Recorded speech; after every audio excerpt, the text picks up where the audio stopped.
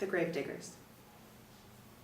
Beneath a hunchback moon, with a face of bone, shedding an eerie glow like a shroud of snow, over the cemetery at the heart of the Manoa Valley, two Chinese gravediggers, like wraiths in gray rags, were spooning the earth, their wan faces lit by a single lantern on the lip of the grave. Kenji, from his car, wondered, for some odd reason, if they had come across any skulls. They were standing waist-deep in the grave, a pile of dark earth, like a cinder cone at their rear. But what are they doing? Digging a grave? Or digging something out?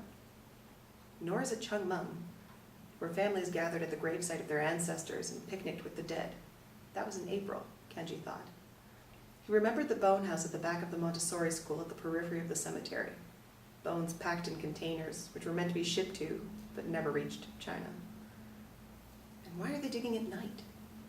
Suddenly one of the diggers paused and pointed at Kenji's car. The other rose from his shovel and looked over his shoulder in Kenji's direction.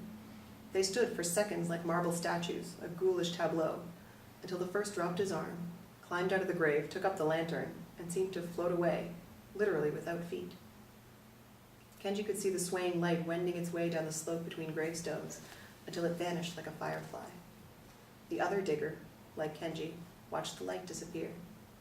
Then, as Kenji watched in horror, the other, as if he were on a lift or an elevator, descended into the grave. What the hell? Kenji reached for the flashlight in his glove compartment and the hammer beneath his seat, but kept the engine running and rushed to the open grave. Shocked to find the grave empty. Not a casket, not a stone. Now this can't be. And I am not, by God, dreaming, he whispered loudly. He circled his flashlight around him, his hammer at the ready, his ears acutely alert to the slightest movement. But there was no one. Nothing. And then the crickets, which had been silent up until then, resumed their trilling. Relaxing his shoulders, he rose to his normal height. Now who's going to believe this? Kenji went to sleep that night with the image of the gravedigger's outstretched arm pointing at him. 2 days later, they found Kenji dead, slumped over his steering wheel. The coroner said it was a heart attack.